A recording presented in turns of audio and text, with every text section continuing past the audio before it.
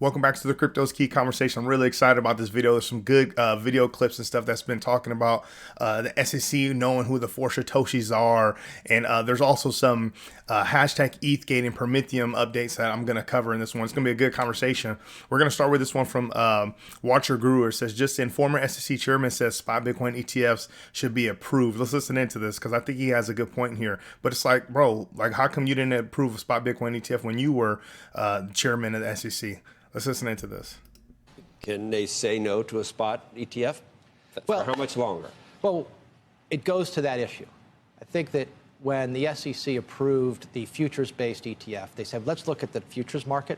We see the surveillance. We see the protections in that market for the end investor that are sufficient.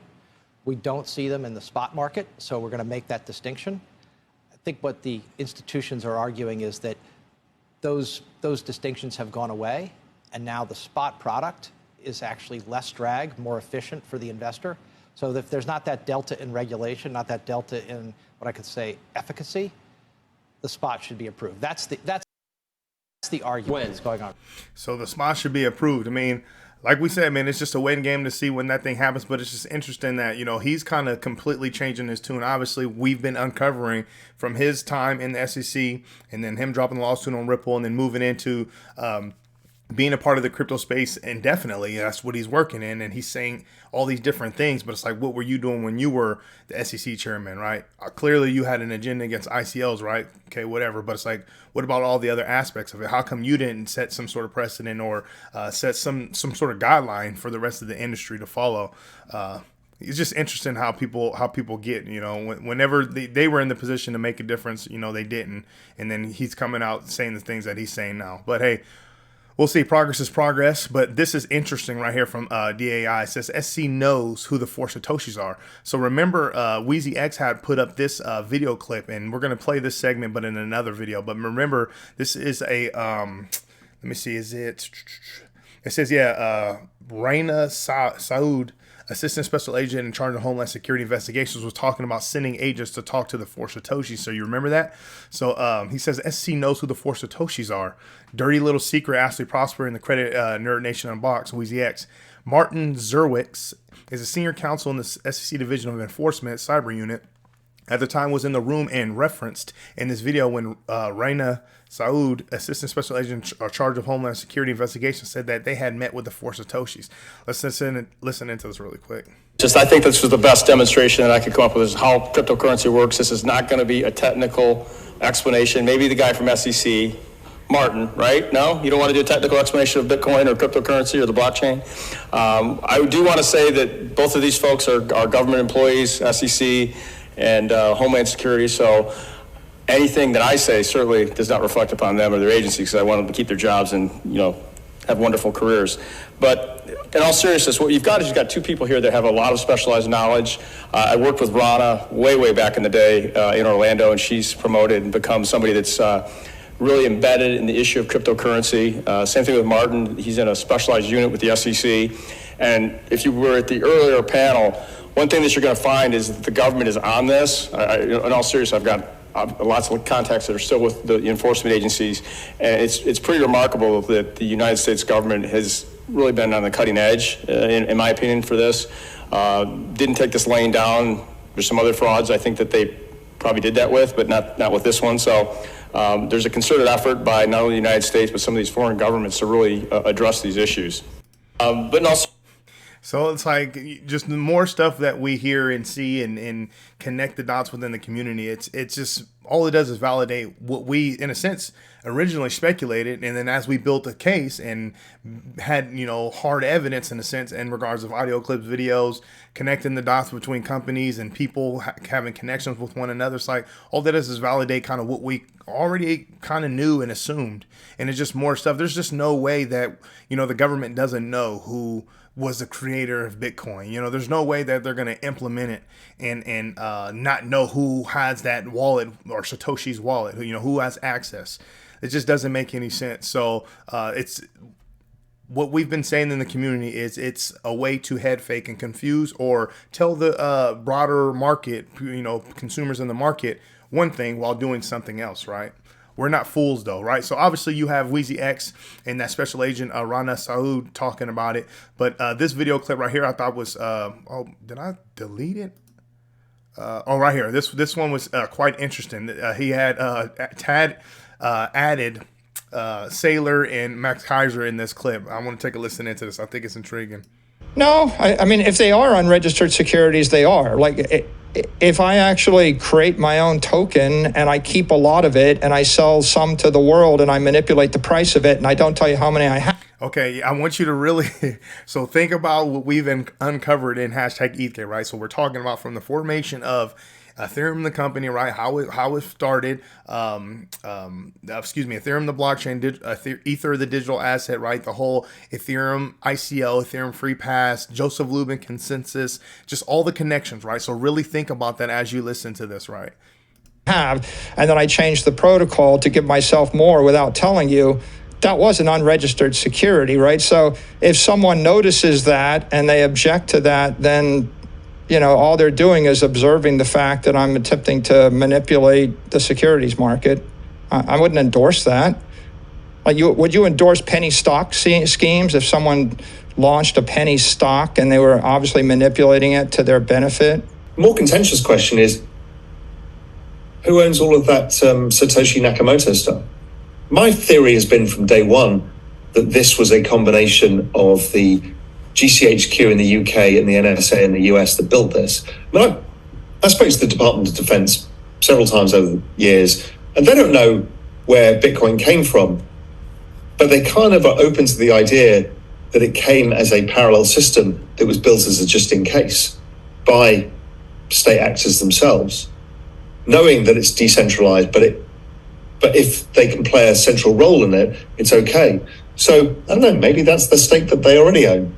That's bad. I'm just trying to compare or sort of gel the two analogies between the sawdust-infused donuts, where the mayor wouldn't sort of relegate them to outside the city border, and open networks being required to register. Yeah, I think the issue here is one of, are you truthful in what you're selling? If I told people if I tell people that they're sawdust in the donuts, right? I mean, it all comes down to, have you fully, if you're selling a security to the public, have you disclosed to the public the risk that they're taking to buy the security? Matt, we're eating sawdust. We looked at Bitcoin. It was the most prevalent at that point. We had seized quite a bit of it, millions of dollars worth, under the Silk Road investigation. So one of our agents, who started looking at another online marketplace through the deep web, which was called Black Market Reloaded, they were sending weapons through. So I'm not going to have you listen to that whole segment, but that's Rana Saud, the special agent from Homeland Security, talking about she sent an agent. They had money, so they sent an agent to go talk to the 4 Satoshis. So obviously they're referencing and having a conversation about Bitcoin securities and stuff. But it's like, I wanted you to think about the whole ETHgate, hashtag ETHgate stuff, and Ether and Joseph Lubin consensus, Vitalik Buterin, Ethereum ICO, the free pass, all that stuff, right? What Michael Saylor was saying there, I instantly thought of Ethereum. Like, he was talking about how, you're changing protocols, you know what I'm saying? I don't know the ins and outs in regards of all the technicals. I'm not even going to assume that I do, but I know moving from proof of work to proof of stake is a big deal, especially when you are disguising well purchases, right? And we don't know how much you have, but if you can be an overwhelming and dominant force within the staking protocol, and you can have a lot of Ether stake, you earn more rewards, which then again, at the same time, you have more voting power, right? So it's like that whole narrative of just on top of the Ethereum free pass and trying to slam the door on the rest of the industry. You're truly trying to create a centralized, non-decentralized monopoly, right? That's just kind of what I was thinking of. And I'm not throwing shade against Ethereum. Like, I hodl Ethereum, and I'm going to continue to accumulate it as well, because I think it's going to do well in the future. But I'm just saying, it's like, that's kind of what I was thinking about. And that's just interesting because it's going to tie into what we're going to be talking about later in this video when it comes to, the connection to SEC chairman Gary Gensler and Prometheum and how they got the special broker license. And everyone was in the community was like, what the hell was that? Like, why why, who is Prometheum? Who is this company? Who's Aaron Kaplan, right? Just a lot of shady stuff. But I quickly wanted to touch on, I wanted to put that in your head, first of all. And I want to touch on some XRP and Ripple stuff really quick, because there's some interesting stuff that, David Schwartz and John Deaton were talking about. So quickly coming over here, John Deaton's talking about something that's been going around in the community. He's talking about, potential lockup of Ripple's escrow. Oh my goodness, what if Ripple's escrow of, what was it, like 48 billion or whatever, 48 billion plus was locked up indefinitely? Like, what would that mean for the price? And people were kind of just speculating. Some people having a good time about it, getting excited about it, but there's a lot of uncertainties. And JD says, locking Ripple's escrow forever will never happen. The SEC didn't seek a preliminary injunction. The SEC seeks 1.3 billion in a permanent injunction for Ripple and its executives for violating Section 5 in the future. Ironically, during the case, when Ripple objected to how expensive the SEC's discovery requests were, the SEC argued Ripple could sell, right here, Ripple could sell XRP to raise funds. How about that argument? Quote, "Hey, Judge, Ripple can afford to do what we ask because all they need to do is violate securities laws some more and sell unregistered security to the public. No wonder why the judge called them hypocrites," right? And she said has an unfaithful allegiance to the law. He continues, "If Ripple loses that summary judgment, there will be a penalty phase, and the judge could fine Ripple, disgorge Ripple from any profits minus legitimate business costs, and enjoin them by ordering not to do it again. The Ripple would appeal with the status quo, operate the same way it has in the last 3 years in effect. Congress could enact clarity, making it all moot, or Ripple could win on appeal. The escrow, in my opinion, remains intact, absent of settlement after Judge Torres issues her ruling." So literally hits it on the head, and I think Mr. Intuitive says, "What a silly rumor. Deaton came with the trumor." Yeah, I mean, this is a solid perspective, and I agree with what he's saying. Obviously, he's the legal mind, so he knows 1,000 times more than what I know and what most of us know in the community. But it's interesting, and I thought this last part was interesting. He says, "In my opinion, the escrow remains intact, absent a settlement after Judge Torres issues her ruling." So that brings up another conversation. That's why this video is so intriguing. There's so many solid things to talk about. And I'm going to try to be fast. We're already at 12 minutes. But, okay, so absent a settlement. So what if, Judge Torres' summary judgment ruling comes out, right? And then obviously that forces them, SEC and Ripple, to go back to the drawing board in regards of potentially coming out with some sort of agreement, some sort of settlement. What if, like we talked about in the community in the past, what if it was already programmed or predetermined that, hey, Ripple's escrow was going to be distributed, to central banks around the world, or maybe they have to give a certain allocation to the SEC and the powers that be, right, to move forward, to get that regulatory clarity and that approval and that green light that Ripple's seeking. I don't know. Interesting conversation. I know there's a whole lot of speculation. I know JD had talked about it a little bit, but I don't know, man. I think it's super intriguing to kind of see what happens. And I know it's a waiting game, and a lot of people were upset about this whole, why haven't we heard from Judge Torres? And I'm going to come over here really quick. Where's it at? I'm going to touch on this one in a second. Let me move this one. Is it right here? Yeah, let me move that one over there. So JD and David Schwartz had made some comments on this. It says, JD says, "So many people claiming something is strange because Ripple's decision allegedly taken usually long. Here are some facts to consider before putting your tinfoil hat on, jumping to conclusions. The Ripple and SEC reply briefs were filed in December. Thus, Judge Torres' decision is now at 7 months. Ripple isn't the only one waiting. However, in the Thor Etiquette's case, also before Judge Torres, the reply briefs were also filed in December. Judge Torres hasn't yet ruled. So that's just another example of ongoing litigation that still hasn't have her ruling yet. In the New York District's Carpenters Fund case, Judge Torres' summary judgment ruling took over 8 months from the reply briefs. Quiller Inc. versus USA took 7 months for Judge Torres' decision. The Fitzgerald case and several others I can name took 6 months for Judge Torres' rule. In short, although I and others believe that we would see a ruling before now, there are other cases and examples that have taken an equal amount of time. Judge Torres is likely aware of the magnitude of her decision, which I think that's the most significant part of it. Like based on obviously what JD's presenting in regards of her history in litigation, and like even what she's presented within litigation via SEC versus Ripple, we can tell she's very diligent about what she's doing, right? And obviously things may seem a little bit longer because think about this all this time. That's the SEC's tactic of delay, delay, delay. All that does is compound to Judge Torres's ruling because we've already been waiting forever. Now, say Chairman Gensler and the SEC weren't dirtbags and, they did things in a timely manner, we wouldn't be this far into litigation. And Judge Torres could have took the same amount of time. And for us, it probably wouldn't have been, oh, she's taking forever. It's like, maybe they're compounding all the other delays that's happened within the case to Judge Torres's decision. So what JD's saying here is like she understands the magnitude of her decision. Like she can't just come out and just throw out some ruling and some judgment that doesn't consider every angle possible to the best of her ability. And that's what we want. We want to make sure that she is doing the best that she can to do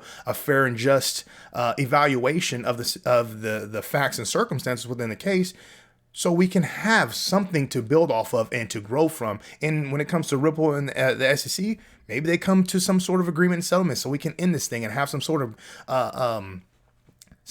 regulatory clarity, right, moving forward in this, helping other blockchain companies and digital asset projects and entrepreneurs out there that are trying to grow and flourish in this space. It's interesting. David Short says, I know waiting is annoying, and we all love to have a ruling on summary judgment motions as soon as possible, but I wouldn't think anything was wrong, unusual, or strange until at least the end of September. Hey, man, if David Short is saying September, just like JD, and then we're talking about the end of September, we'll see, man. He says, I agree. On September 31st, Judge Torres will be placed on the 6-month naughty judge list for the first time, and her decision would be pending over 9 months.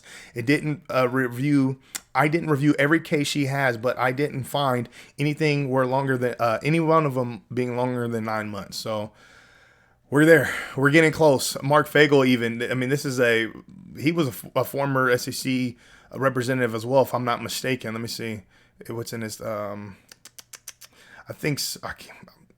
don't know what his exact role was, but he says, I think the SEC has a stronger legal argument on whether Ripple violated Section 5. But various reasons, I think Ripple is more likely to win the case. Coming from Mark Vagel, that's huge. I mean, obviously, I think he had a very strong viewpoint of the SEC in their case against Ripple. Now, I mean, with, what's happening, he explains it right here. He's talking about for various reasons. So Jungle Inc. had said, hey, can you extrapolate like those various reasons? He says, I think the SEC's slow and erratic crypto response in and out of this litigation is mishandling the Hinman matter, the speech and related discovery battles, and the arguable novelty of certain legal issues could lead the judge and or jury to rule against the SEC. Man, there's a lot of positives coming, man. So I just wanted to touch on that. Ashley Prospers saying, what we know about Bitcoin, license owned by MIT, hashing algorithm created by NASA, and we'll just say that one, code created by Anonymous, but not anonymous to Homeland Security creator Satoshi, slow, expensive, scalability issues, energy intensive. I don't trust MIT. I don't trust Homeland Security. I don't trust Satoshi, and I certainly don't trust the blank. For these reasons, Bitcoin has never been in my portfolio, which it's definitely in mine. That's her opinion. I can honestly understand why she's saying that. But these are facts, and these aren't things that aren't, this isn't speculation. So we've obviously covered some stuff in regards of the powers that be. They know what's up. The government knows what's up. They're a part of this thing. They are the one that's you could, if you will, they are the ones turning the wheel. We'll just leave it at that. And quickly coming over this Prometheum stuff, it says Blockworks News. Republicans are asking the SEC and the DOJ to probe Prometheum's business dealings. Coming over here, CoinDesk, U.S. Senator Tuberville wrote an open letter on Monday to Attorney General and SEC Chairman Gary Gensler, asking them to investigate special purpose brokers and Prometheum. So here goes Aaron Kaplan here. We talked about that. Even Eleanor Terrett says, in the letter of the DOJ Criminal Division and SEC, Alabama's Tuberville and 5 members of the House of Representatives have alleged that Prometheum Inc. CEO Aaron Kaplan may have provided false testimony at a June 13th hearing on regulatory clarity in the crypto space. Oh boy. And then the Truth Labs, I'm curious to see what they unravel. Apparently they're doing some background investigation. It says if you only knew how much the CCP controlled Ethereum, ERC20s, and a long list of others. So they have like all these like infographics, if you will, that's kind of showing connections of Vitalik Buterin, Wang Chain blockchain, hash key, and just so much more. So I'm curious to see what they unravel. Not to say I don't know how they're doing their research or how they're gathering stuff. Like I said on this channel, I don't have all the facts. I can't fact check everything to for me, I just look at certain things, see who's having a conversation about it. If I think it's interesting, I'm going to bring it up. I'm going to have a conversation about it. Obviously, a lot of the stuff we can agree with, and what they're saying and how they're trying to connect things, because we've connected it within our community. So it's just quite interesting. And I wanted to end on showing this XRPLHQ.com. This is huge. This is an awesome website. It's beautiful.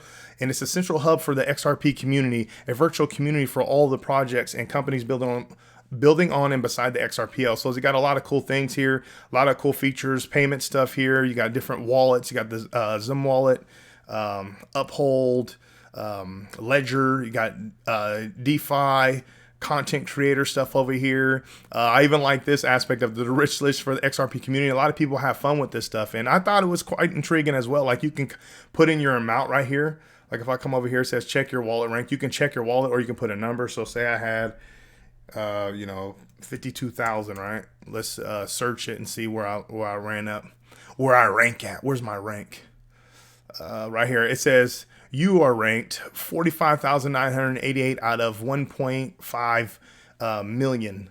And then it has all these different things here. I think this is just interesting. People have fun with this stuff, especially like whenever there's just so much negativity in the narratives against us, the community's down. Like stuff like this is just kind of cool to play with and just kind of fantasize. Even stuff like this. They have the calculator, which he programmed it to use, says, or they programmed it. Says the calculator is based on an evaluation model by Susan Athey and Robert Mitchnick. So obviously we talked a little bit about their evaluations and stuff, and obviously they have, their reasons why they chose the numbers they chose. But even in this, like he has these numbers that are already programmed in here. And I saw DAI press this button and calculated it, and it says 1,632.35. Do I think we're going to hit that anytime soon? Absolutely not. Do I definitely think that XRP moving forward in the future, somewhere down the line, will be at a higher number than $10? Absolutely. But it's just interesting to kind of play with and kind of throw in some numbers and kind of formulate your own thought and process based on how you understand things. But shout out this website. I definitely gonna be using that and checking in on that, because especially I like the live there was like where was it at? Yeah, like they have like a live like price chart of or pricing of XRP and stuff, and it's just a beautiful website. So I'm curious to see how they keep growing. This looks like you're going to be able to connect your wallet here soon. But this video is super long. We're currently sitting at a 1.2 trillion market cap. Bitcoin is sitting at 30,286. Ethereum sitting at 1870, and XRP sitting at 47.5 cents. Bitcoin Fear and Greed Index sitting at a 56. Man, there was a lot there, man. I thought all the information that I presented today was super intriguing, and there's so much more we could talk about. We cover a lot of it on this channel already, but I just kind of like to have a conversation about it. If you got any thoughts or anything, man, let me know down in the comments, man. I really appreciate you guys being here. Make sure you come to the Crypto's Key Conversation YouTube channel, subscribe, follow us on Twitter at Crypto's Key 1. I really appreciate your support out there. With all that being said, stay strong out there and be safe.